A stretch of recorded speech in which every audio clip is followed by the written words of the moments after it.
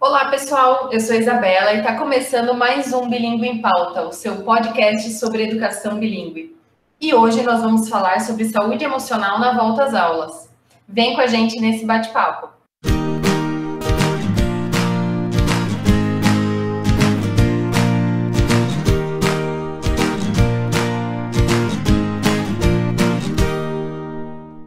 Sabemos que a volta às aulas presenciais é uma das maiores preocupações de educadores, gestores, pais e alunos.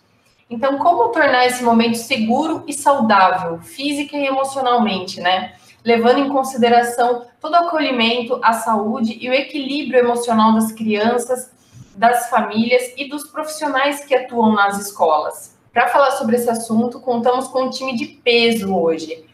Fernanda Saraiva, ela é psicóloga, formada em gestão de RH, professora bilíngue há mais de 10 anos e atualmente ela atua como coordenadora de operações pedagógicas na U Bilingual Education. Fer, seja muito bem-vinda.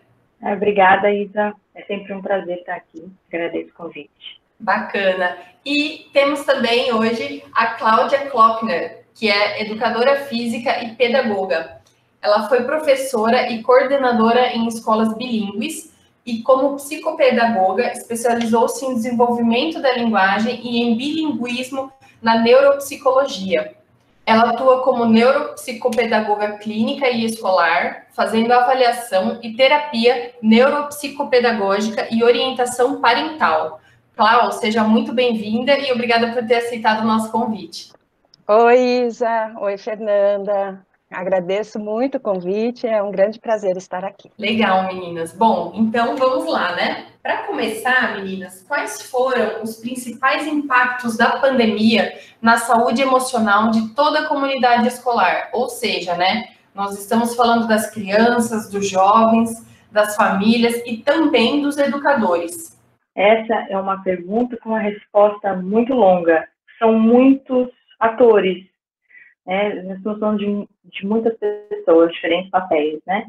E os impactos que nós podemos mencionar ainda são um pouco evidentes, porque como todo grande evento dessa natureza, né, de privação, os reais efeitos nós sentiremos depois. Então, preciso começar falando que, a meu ver, as crianças sempre ficam com a conta mais pesada, né? Porque eles não têm poder de decisão, eles não têm poder de escolha, e o entendimento do que ocorre é limitado, apesar de esse entendimento limitado ser, às vezes, uma bênção, porque acaba agindo de maneira protetora, né? Por um longo tempo, em um ambiente pouco adaptado ou de muito estresse, isso, na verdade, eleva a ansiedade. Então, as crianças, elas foram privadas do convívio escolar, que é a sua comunidade, do espaço criativo que a escola abre, dos momentos não lar e não filho, né, que são importantíssimos, né, de desenvolver outros papéis, os desafios físicos, os desafios provenientes do convívio, né, de troca, de partilha. Então, a lista das crianças é grande, né, muito grande. O que nós já podemos perceber nos alunos? Né? Muitos alunos deprimidos, outros ansiosos, outros muito irritados. E aí, quando a gente fala desses sintomas todos, nós podemos falar dos professores também, né? Que foram impactados porque tiveram que adaptar tudo que era presencial para um ambiente virtual, do dia para a noite, sem preparo, sem estudo. Né? O desconforto desse tipo de situação causa um estresse muito grande. E esse é um grupo de trabalhadores que, em geral, gosta de rotina, né? Gosta de se sentir seguro e produtivo. Então, com a pandemia, né, uma mudança brusca de 180 graus, fica um pouco complicado. Trabalhando dentro de suas casas, para dentro das casas dos alunos, exposição de ambientes de privacidade, que é uma coisa que às vezes a gente não comenta, mas que incomoda, né, ainda mais a longo prazo. Muitos professores sem condições de trabalho, então a gente conhece professores que estão tendo que fazer aula no celular, dar aula no celular, montar todas as apresentações numa telinha pequena, às vezes com oscilação de sinal. Então, você imagina o estresse que isso não gera para um trabalhador, né, que está tentando render o que rendia antes, num ambiente que não conhece, com a parte técnica falhando, ou sem dar esse sustento que precisa, né? Essa sensação de não fazer, de não bastar por tanto tempo. O que acontece? Com o passar do tempo, essas sensações, elas acabam virando um desgostar, né? Eu não quero entrar naquele ambiente, naquilo de fazer o que eu me sinto tão mal fazendo. Então, você começa a entrar em conflito com a sua relação de trabalho. E aí que começam a pipocar os burnouts, né? As depressões, a ansiedade. Nós também temos que falar do staff da escola. Quando você fala de educadores, eu entendo que todos que trabalham numa escola são educadores, porque, né, são exemplo. Estão ali dentro, estão dando exemplo. E aí, o staff da escola, né, eles se viram em casa, sem contato com as crianças, ou com o corpo docente, ou com seus colegas de trabalho, coisa que, né, pelo menos isso, a parte de coordenação e professores manteve esse contato, mas quem trabalha na parte administrativa ficou perdido aí nesse sentido, um breu. Aí eu penso que aqui o impacto é uma grande dúvida quanto ao futuro do trabalho, né? Algumas escolas fecharam, nós vimos que algumas escolas não conseguiram segurar com excesso de cancelamentos, de trancamentos, então outras tiveram que reduzir o quadro de funcionários para conseguir continuar. Então são meses assim, de muita ansiedade, onde você tenta ter um pensamento empático, porque você gosta daquele lugar, você sabe que aquele lugar precisa sobreviver, inclusive para que te dê sustento, mas talvez por enquanto não possa contar com esse lugar, porque, né, para ele poder ter que tomar decisões dessa magnitude. Então, também a gente fala de novo de uma ansiedade, assim, que a gente não mensura, né? E aí o que acontece? O que a ansiedade faz? Ela gera reflexos no corpo, né? Dorme mal, dorme pouco, come muito, perde o apetite, aumenta o nível de cortisol lá em cima e de adrenalina, aí tem gente que engorda um monte, tem gente que emagrece um monte, descompensa todo o organismo. E aí, quando você fala disso num período curto, é uma situação, mas a gente já está vivendo quase 7 meses disso. Daqui a pouco é um ano desse estresse, de não conseguir relaxar, de não ter certezas, né? Então, nós começamos a sentir um cansaço, né? Uma exaustão. Acho que o cansaço já não dá mais, não cobre. E aí, por último, talvez falar das famílias, coitadas, que também foram fortemente abaladas, né? Porque ficar com as crianças em casa o dia inteiro, proporcionar momentos de distração, esses desafios que as crianças precisam para se manter motivadas, de estudo, acompanhar o estudo, essa questão da privacidade, dar as brincadeiras, né? Enfrentar esses períodos de cansaço e de tédio, que são dificílimos, porque as crianças, né, nesses momentos, geralmente, apresentam um comportamento que a gente, muitas vezes, não sabe lidar, porque não somos profissionais disso. E aí, lidar com isso todos os dias, 7 dias na semana, durante 7 meses, enquanto você tem que trabalhar, ou com a preocupação de ter perdido o emprego, e aí sua renda é muito difícil se manter persistente numa educação pautada no respeito, com uma fala positiva, no exercício da paciência, quando você tem a cabeça fazendo tudo o resto. Então, eu acho que eu não tenho uma resposta, esse é o impacto, mas diante desse cenário que eu estou mostrando para você, dá para perceber que o impacto é grande, né? É mesmo, o impacto é enorme mesmo. E como nós podemos ressignificar esse momento e cuidar da saúde emocional e mental de todas essas pessoas, considerando essa volta às aulas presenciais? Bom, acho que eu posso fazer uma contribuição aqui. Eu tenho refletido bastante a respeito disso, acompanhando, né, aí o movimento das escolas nesse preparo, né, inclusive trazendo de antemão já os professores de volta e com algumas dificuldades, enfrentando algumas dificuldades, né, com as pessoas que não sabem, muito provavelmente, por qual motivo elas não estão querendo ser tão bem preparadas ou não sentem a necessidade de serem preparadas antes de receberem os alunos, como se esses 7 meses talvez tivessem sido aí quase que um vácuo, né, na vida para algumas pessoas.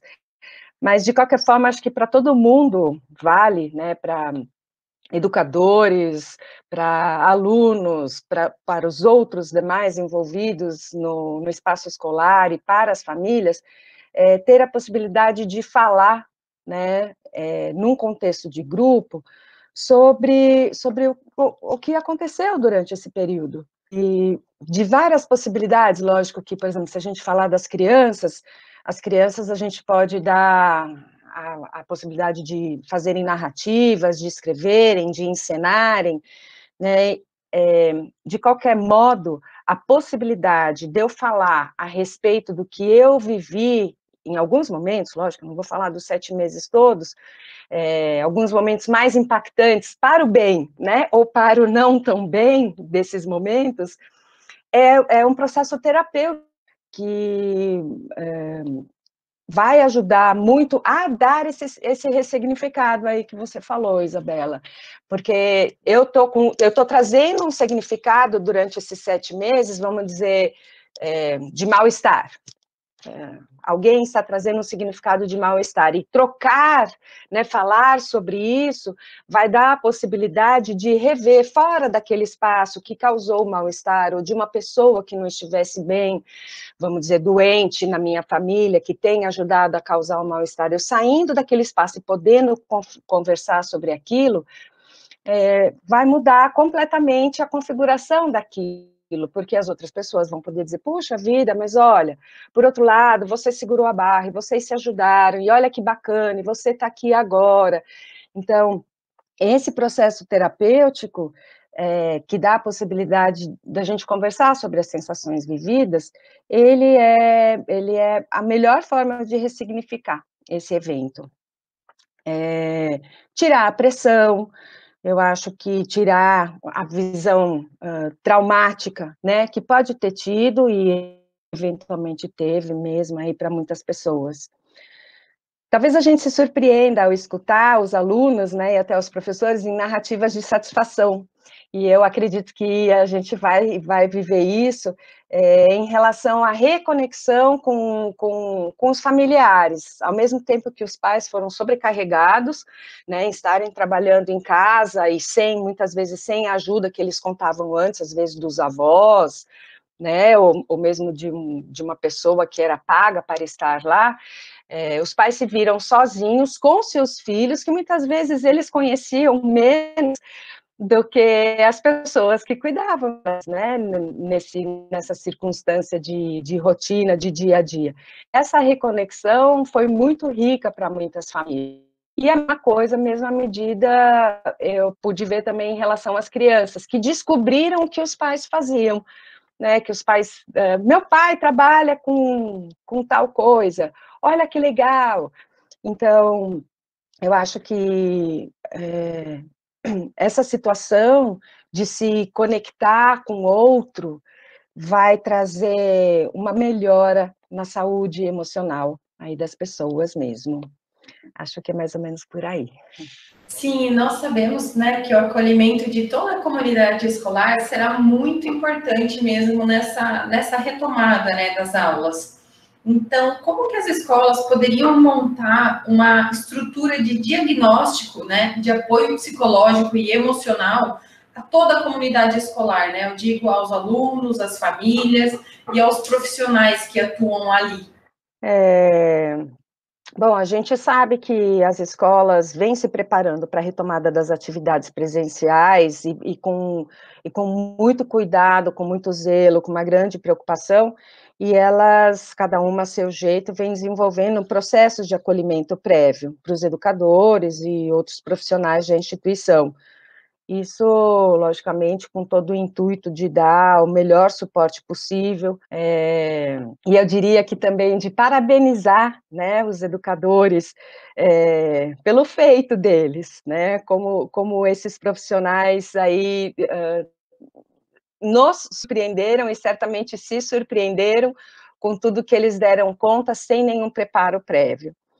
Eu acho que esse fortalecimento, tanto individual quanto no contexto de grupo, é um primeiro passo aí para essa nova etapa que todo mundo vai enfrentar, porque as pessoas vão voltar para a escola, para o contexto coletivo, né, tanto alunos quanto educadores e os outros profissionais, a gente ainda não sabe muito bem com o que a gente vai se deparar. Crianças muito mais agitadas, muito mais ansiosas, ou crianças que vão trazer do contexto familiar agora, né, um histórico talvez diferenciado. Isso pensando que só com uma equipe docente fortalecida e preparada a gente vai poder acolher e temporizar aí o que seja, né, de positivo, de construtivo e muitas vezes de mais difícil, de angústias, e sem falar na dúvida dos pais quanto à valoração, né, do ano de 2020 como o ano letivo, que foi, né, totalmente atípico, e essa alta carga de energia, eventualmente, às vezes, aí, destemperada, que vem para cima, né, da escola e dos educadores, por parte dos pais, em virtude deles estarem inseguros e não saberem o que, de fato, valeu ou está valendo para o ano letivo de 2020, né? É verdade, Cláudia, é isso mesmo. E pensando no calendário escolar, né? Como que as escolas podem se planejar de uma forma que elas compreendam o aprendizado, né, dos alunos, mas também levem em consideração todos esses aspectos emocionais, né, que cada um carrega nesse momento pandêmico? Olha, eu vou aproveitar aqui a resposta da Cláudia, tudo que ela colocou, né, sobre o que nós não sabemos como vai acontecer, mas a importância de estarmos bem preparados para receber esses alunos, é que reforço que é preciso tempo, respeito ao tempo, né? É importante que os alunos tenham tempo de elaborar o que viverão no ambiente escolar, né?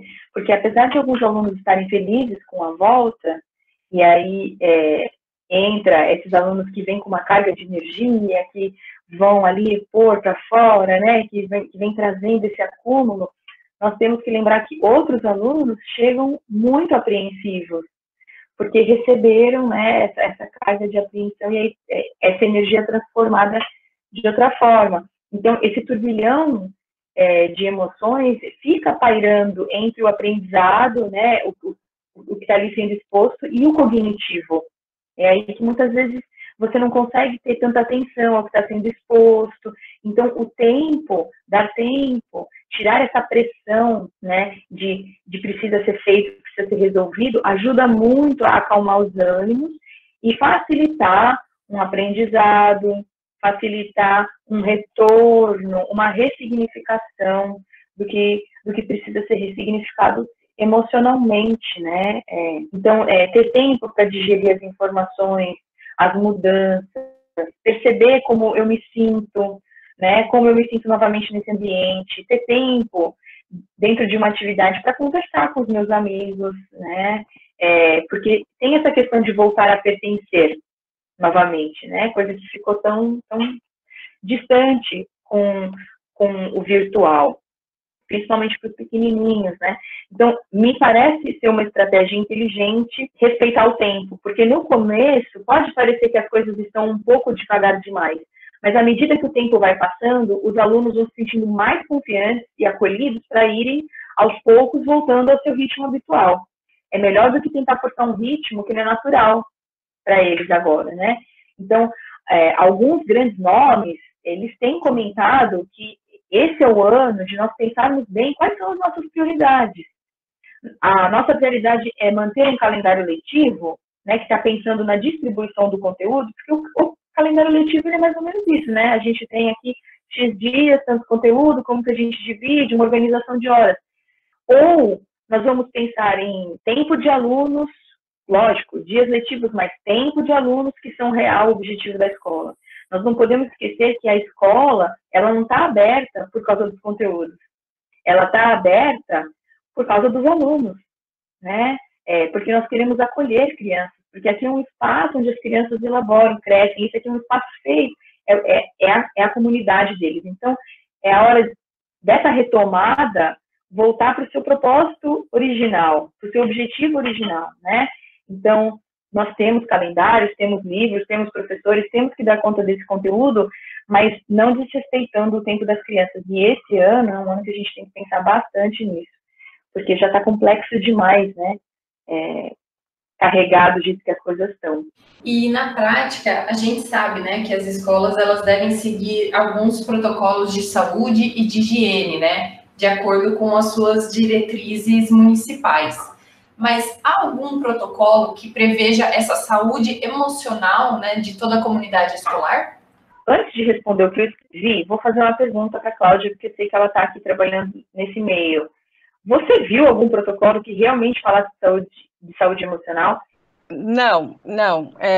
Aliás, eu acho que a gente está um pouquinho carente, né, de protocolos aí estruturados, principalmente para essas questões, que não sejam as questões mais formais da escola, como você disse, dias letivos, carga horária, né? Tem uma preocupação maior aí para esse outro lado.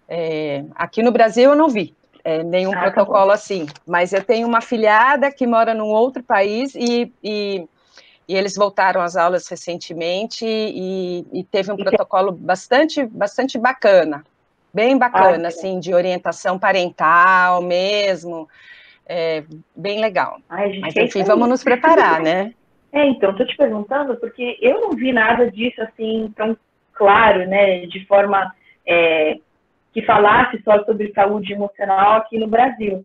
Então, o que eu responderia para a sua pergunta é que, assim, alguns protocolos são mais compreensivos que outros, em termos de saúde emocional, mas eu acho que o motivo que nos leva a fazer alguma coisa é que mostra se a preocupação é mais protocolar ou se ela é uma preocupação emocional também, né? Então, por exemplo, quando a escola ela faz diferentes horários de entrada, ela está fazendo isso para evitar aglomeração ou ela está fazendo isso porque ela pensa assim, a aglomeração representa desconforto para algumas pessoas, né? Eu até tenho espaço para receber essa aglomeração, minha escola é ampla, eu consigo lidar com isso, mas eu sei que isso vai causar mais apreensão para alguns pais, para algumas crianças, então eu vou fazer isso em respeito a essa situação.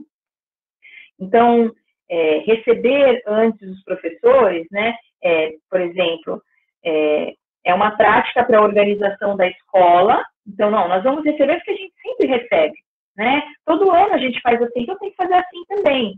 Ou nós estamos propondo que os professores voltem antes para que eles possam experimentar essas emoções, né? Para que eles possam entrar em contato com esses conflitos emocionais que podem aparecer nesse retorno presencial e que não deveriam estar presentes ali junto com os alunos.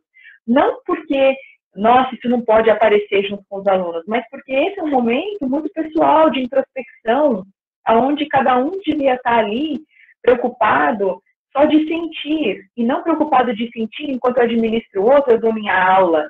Então, os motivos por trás das nossas atitudes é que vão mostrar se o filtro que nós estamos usando é um filtro de saúde emocional ou é um filtro protocolar, né? Então, eu penso que nesse sentido que alguns protocolos são mais compreensivos que outros, porque na hora que eles foram feitos pautados nesse tipo de pensamento. Perfeito, meninas. E, Cláudia, você poderia citar, por favor, algumas dicas práticas de como que os funcionários das escolas, né, as famílias e os alunos podem diminuir a ansiedade nesse contexto todo? Bom, é delicado falar pela outra pessoa, né? Pela ansiedade do outro, pelos sentimentos e sensações do outro. Mas talvez se a gente pensar em partir da ideia de que esse momento é um momento absolutamente novo, desconhecido. Vamos imaginar como uma inauguração, como quando vai abrir um shopping novo e a gente ainda não conhece, e a gente não sabe o que tem lá dentro, né? Onde estão as lojas, onde está a loja X ou Y, onde é a praça de alimentação. Numa situação dessas, a gente costuma estar bastante animado, mas ao mesmo tempo muito atento, focado em entender e perceber o que nos rodeia. A gente não quer perder nada, né?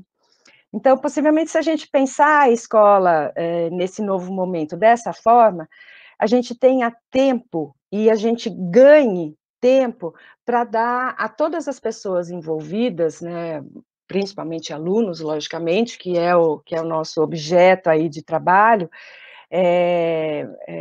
tempo de adaptação. Então, a gente saber quem que a gente está recebendo, como que essas crianças estão entrando, e aí eu não estou falando de conteúdo acadêmico, né? Não é como elas estão voltando em termos de desempenho, de desenvolvimento acadêmico, o que rolou, o que não rolou, isso talvez leve até um pouco mais de tempo para a gente saber, mas eu acho que bastante rapidamente a gente vai saber como essas crianças estão voltando, esses alunos, né, crianças e jovens, enfim, estão voltando em termos energéticos, em termos afetivos, em termos sociais. E aí eu acho que isso é, nesse momento, o primeiro conteúdo, né, dos educadores, professores, auxiliares, coordenadores, orientadores, para readequarem e darem um novo sentido ao trabalho e, logicamente, tentando minimizar ao máximo o estresse, né, de todo mundo envolvido. Sabe, posso fazer uma parte? Nós estávamos aqui conversando antes de começar, né, o podcast, e aí nós falamos de uma coisa tão bacana, né, Cláudia? Que era a questão de não deixar o medo pivotando, não deixar o medo estar à frente, né? E de como, nesse cenário, algumas pessoas, e aí não importa se é professor, se é escola, se é família, acabou deixando, né, fazendo referência àquele filme Divertidamente, deixando o medo no piloto ali, né, pilotando. E nesse momento é importante que o medo confie nos demais papéis, nos outros fatores que têm impacto na nossa vida, né? E para que a gente consiga retomar. Então, é importante que aqueles que estão bem, aqueles que estão... bem não, talvez seja uma palavra forte, né? Mas aqueles que estão aí conseguindo navegar melhor em suas emoções, permaneçam firmes no que estão propondo, porque tem algumas pessoas que vão apresentar uma certa resistência por causa desse medo que a gente está falando, né? E a gente precisa sair desse lugar de estagnação, desse medo, que não vai levar a lugar nenhum, que tem um papel importante, é lógico, né, de preservação, mas que precisa retomar, não pode ficar só aí, né? Sim, com certeza. Muito bem falado, Fê. E, bom, meninas, eu abro agora um espaço para vocês deixarem uma mensagem final, né, para os nossos ouvintes sobre o que nós conversamos. Nós estamos vivendo momentos de muita apreensão, mas temos que tomar muito cuidado, porque a apreensão, ela pode nos privar de viver o presente por medo do futuro. O momento agora é de viver dia após dia, pensando com cautela nas nossas escolhas, porque cada escolha, sim, é um passo mais perto desse futuro que, às vezes, é tão temido, né? Então, que nós todos possamos respirar profundamente nos momentos de decisão e de ansiedade e que possamos, bem oxigenados, né, dar o nosso melhor. Fê, e eu acho que juntando aí essa dica, né, desse cuidado com o medo, com a apreensão, é ver o lado bom, né, da coisa. A gente está voltando, né? A gente vai se ver, as pessoas vão poder estar juntas de novo, vão poder se apoiar, se ajudar, se complementar, e com certeza elas vão ver que, nesse contexto, vão ter oportunidade de ver que foi tão menos, né? Assim, ou não foi tanto, né? Tudo bem, foi difícil, momentos ali de isolamento, momentos às vezes delicados, pesados, temores, inseguranças, mas quando a gente consegue voltar, né, e compartilhar, é como, talvez um exagero meu aí, mas é quase como um pós-guerra, né? A gente tem tanta coisa agora para reconstruir sob bases novas e tão legais, né, que eu acho que se a gente pegar esse lado, né, do construtivo, do positivo, vai rolar muita coisa boa. Maravilha, meninas. É sempre um prazer ter vocês aqui. Eu agradeço muito pela participação de vocês. A nossa conversa foi incrível mesmo, foi muito gostosa.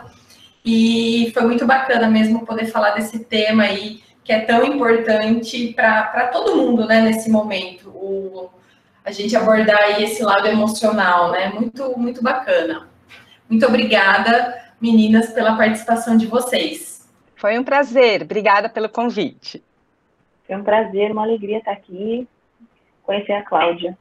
Espetáculo. Recíproco, Fê. Que legal, meninas. E você gostou também? Acompanhe nossos próximos episódios do Bilíngue em Pauta e mergulhe nesse universo da educação junto com a gente. Cada episódio um assunto novo e sempre com convidados que têm muita bagagem no setor. Até o próximo!